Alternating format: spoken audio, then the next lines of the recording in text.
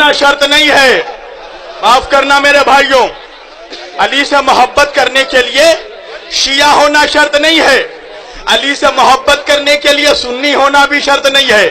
علی سے محبت کرنے کے لیے صوفی ہونا بھی شرط نہیں ہے.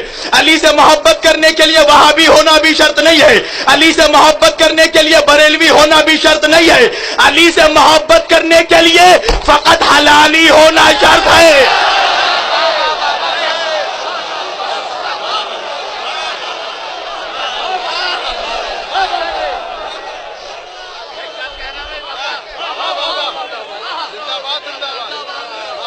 علی سے محبت وہی کرے گا جس کا باپ ایک ہوگا, ماں نیک ہوگی.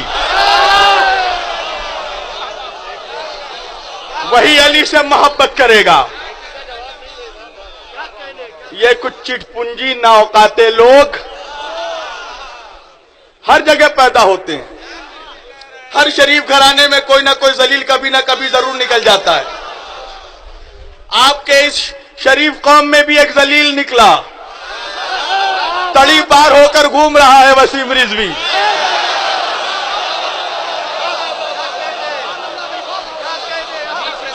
ہمارے یہاں ایک سلمان ندوی نکلا, تڑی پار ہو کر گھوم رہا ہے.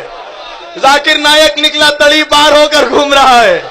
اللہ اللہ, اب تک سمجھ میں نہیں آیا حسین سے ٹکرانے کا انجام. آج بھی لوگ تڑی پار ہو رہے ہیں. آ جاؤ حسین کی بزم میں, تھام لو حسین کا دامن, اللہ تمہیں پھر سے وہی عزت عطا کرے گا. بڑے بڑے اجلاس ہوئے, کل رات کو بھی میں بہت بڑے اجلاس سے آ رہا ہوں, وہی چرچے. ارے ہر جگہ مسلمان مار کھا رہے ہیں. میں نے کہا تو کیا تمہیں پھولوں سے استقبال کیا جائے گا؟ تم نے ویسا کام ہی کہاں کیا؟ میں نے کہا سنو, آج جو عالم اسلام میں انتشار ہے, آج جو پوری دنیا میں مسلمانوں کے چہروں پہ دوسری قومیں تھوک رہی ہیں, وہ صرف اہل بیت سے غداری کا نتیجہ ہے. ابھی کچھ روز پہلے عالمی سمے پہ ایک پروگرام میں نے ایک بات عرض کی تھی, اور سنیے, میں خود سلسلہ وارثیہ سے میرا تعلق ہے. سرکار وارث پاک اولاد ہے امام موسیٰ کاظم علیہ السلام کی. موسوی سادات ہیں وارث پاک. اور یہاں کوئی چشتی ہوگا, کوئی قادری ہے, کوئی مداری ہے, کوئی نہ کوئی سلسلے سے ہر کوئی آیا ہے. میں سب کا احترام کرتا ہوں, مگر ایک بات جو میرے دل میں ٹھیس پہنچتی ہے, وہ بات میں انہیں اس دن بھی کہا تھا پوری دنیا سے خطاب کر کے, اور آج بھی کہہ رہا ہوں کہ بڑے افسوس کی بات ہے. سنو مسلمانوں کا یہ حال کیوں ہے. چھوٹے سے چھوٹے پیر کی درگاہ میں چلے جاؤ, سنو یہ جتنے سادات ہیں, چاہے وارث پاک ہوں, چاہے غریب نواز ہوں, چاہے نظام الدین اولیاء ہوں, چاہے صابر کلیئر ہوں, چاہے داتا گنج شکر ہوں, یہ سارے سادات کو عزت صرف اس لیے ملی ہے, شرف صرف اس لیے ملا ہے کہ یہ فاطمۃ الزہرا کی نسل میں پیدا ہوئے. اگر یہ سیدہ کی نسل میں نہ ہوتے تو آج وارث کو کوئی وارث نہ جانتا, خواجہ کو کوئی خواجہ نہ کہتا.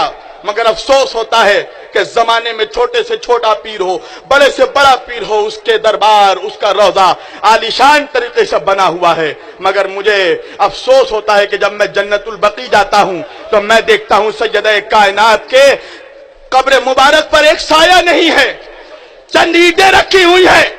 میں بولتا ہوں اے بے غیرتوں, تم نے لاکھوں مرتبہ نعرے لگائے, جلوس نکالا, بابری مسجد بناؤ, بابری مسجد بناؤ, بابری مسجد بناؤ, کیوں کسی مولوی نے یہ نعرہ نہیں لگا کہ فاطمہ کا روضہ بناؤ؟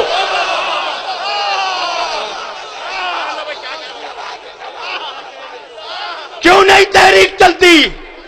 میری شہزادی کے قبر پہ چراغ جلانے والا کوئی نہیں ہے, بے سایہ ہے قبر فاطمہ. یہی ہے نبی سے وفاداری کی علامت, دلیل. کیا منہ لے کر جائے گا دنیا کا 1 ارب 80 کروڑ مسلمان اپنے نبی کے پاس, اپنے آقا کے پاس؟